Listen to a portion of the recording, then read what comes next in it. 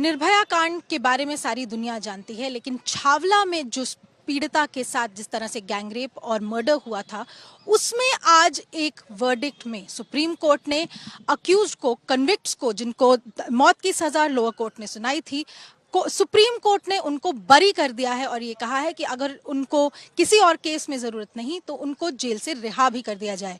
हम बात कर रहे हैं पीड़िता की माताजी से और उनके साथ जो सोशल एक्टिविस्ट कई सालों से ये मामला देख रहे हैं उनसे। माताजी, एक तो ये बताइएगा, कोर्ट में आखिर क्या कहा गया, आप लोगों को क्या बताया गया है? ऐसे बता रहे हैं उनको बलि कर दिया गया। ये नहीं मालूम बलि किस बात पर कर दिया गया है। ये तो है नहीं, छोटी मोटी चोरी चकारी तो है नहीं, इतना बड़ा केस है, मर्डर है, रेप केस है, किडनैपिंग केस, सब चीज़ें 11 साल से इंतजार करते करते आज एकदम से बरी कर दिया। तो हम तो मतलब एकदम से सोच में पड़ गई, ऐसे क्यों किया जज ने। तो आप लोग जब सुनवाई चल रही थी तब आप लोग आ रहे थे, ये एक तो ये केस काफी भयानक था। माफ कीजिएगा, मैं आपसे थोड़ा बताने के लिए कह रही हूँ। आपकी बेटी को किडनैप कर लिया गया था, 3-4 दिन बाद वो मिली थी। तो उस वक्त से लेकर अब तक केस किस तरह से चला है, उसके बारे में आप कुछ बता पाएंगे? उस तरह तो सही चल रहा था, आज तो इंसाफ मिल गया था, हाई कोर्ट में भी, नीचे लोअर कोर्ट में भी। यहीं आके हमें झटका मार दिया इन्होंने तो। बाकी तो 11 साल हो गए, मतलब कैसे कटते हो तो आपको पता होगा कि माँ के लिए कैसे कटेगा एक एक दिन। तो ये अब इंतजार करें, आज मिलेगा इंसाफ, कल मिलेगा। लास्ट में मिला भी तो एकदम से बलि मिल गई। तो ये हम तो इस इंसाफ से कोई खुश नहीं है। हम कुछ ये जो एक्टिविस्ट हैं साथ में उनसे भी बात करते हैं। आप लोग, हाँ जी, मैं पड़ोसन है वो। पड़ोसन भी आपके साथ में। तो आप लोगों की जो नेबरहुड है, जो जिस तरह से आपकी बेटी को के साथ निर्ममता से कांड हुआ, उसके बाद आपके नेबरहुड में, आपके इलाके में थोड़ा किस तरह से आप, मैं ये आपकी नेबर से भी पूछूंगी, इन एक बेटी के साथ इतना बड़ा हादसा हुआ, इतना बड़ा दुष्कर्म हुआ, उसके बाद आपके इलाके में औरतों के लिए किस तरह से, क्या आप लोग समझते हैं, किस तरह से आप लोग इसको देखते हैं कि क्या हालत है देश की? बहुत बुरी हालत है। जो अब छूट जाएंगे तो पूरा छावला वार्ड में एक नहीं रहेगा, तहस महस हो जाएगा। बेटी जो भी ड्यूटी जा रही है वो भी बहुत वो बड़ी बात है उसकी। बहुत डरावनी है। अब लोग 4 बजे घर में घुस जाएंगे, ताला मोड़ लग जाएंगे। ये बहुत बड़ी वो करी जज ने जो भी कही, बहुत गलती की है ये। मैम, आप लोग इस मैटर के साथ जुड़े रहे हैं, आप लोग सोशल एक्टिविस्ट हैं। क्या कहा है कोर्ट ने, किस बेसिस पे इन्होंने बरी किया है, कुछ बताया गया है? देखिए, अभी तो वकील साहिबा ने कुछ ऐसा बताया नहीं कि किस बेस पे बरी किया गया है।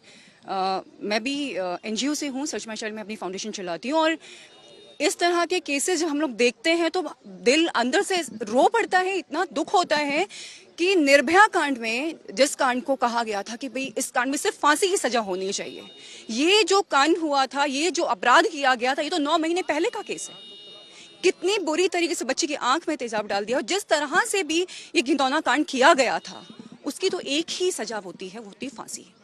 आपका जब लोअर कोर्ट में फांसी की सजा दी गई, हायर कोर्ट में, हाई कोर्ट में फांसी की सजा दी गई, तो सुप्रीम कोर्ट को तो एक मिसाल देनी चाहिए थी कि भाई ऐसे लोगों को कोई और सजा हो ही नहीं सकती, जिन लोगों ने इतना जघन्य कांड किया है।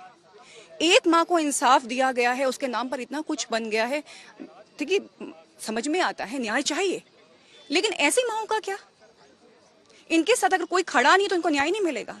निर्भया के साथ सारा देश खड़ा था, सारा जो है संसार खड़ा हो रखा था, तो उनको न्याय मिला।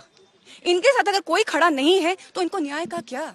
ऐसे हजारों हजारों केसेस हैं जो सुप्रीम कोर्ट में पेंडिंग पड़े हुए हैं, उनका क्या? हम क्या कहें बेटियों से? घर से बाहर निकलना बंद कर दो, नौकरी करना बंद कर दो, या ये कहें कि उनको पेट में ही मार दिया जाए? आप जेंडर इक्वालिटी की बात करते हैं, हम आप इक्वालिटी बोलते हैं कि ये गलत है, ऐसा नहीं होना चाहिए, लेकिन किस बेस पे हम अपनी बेटियां पालें? उनकी सुरक्षा का क्या है? आप लोग क्या रिव्यू फाइल करें, क्या आप कोर्ट से याचिका लगाएंगे कि आप उनका पुनर्विचार करें, दोबारा से सोचें कि इसके बारे में? हाँ, हम यही सोचते हैं कि पुनर्विचार करना चाहिए, एक बार फिर से दोबारा सोच लेना चाहिए, क्योंकि ये तो कुछ फैसला ऐसे हो ही नहीं सकता है। हम 11 साल से इंतजार करते करते फांसी की सजा होने वाला, तुम एकदम से छोड़ दो तो कैसे लगेगा? तो ये दोबारा एक बार जैसा आपको तो फाइल पर नजर मारनी चाहिए, यही करना चाहते हैं।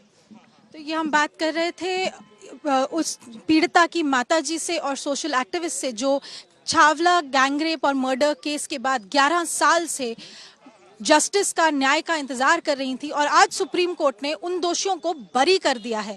हालांकि कोर्ट के जजमेंट में डिटेल में क्या कहा गया है उसकी अभी जानकारी बाहर नहीं आई है, लेकिन ये बहुत बड़ा सवाल है कि जब इतना जघन्य कांड हुआ तो उस बेटी को न्याय क्यों नहीं। नई दिल्ली से अनीशा माथुर, आज तक।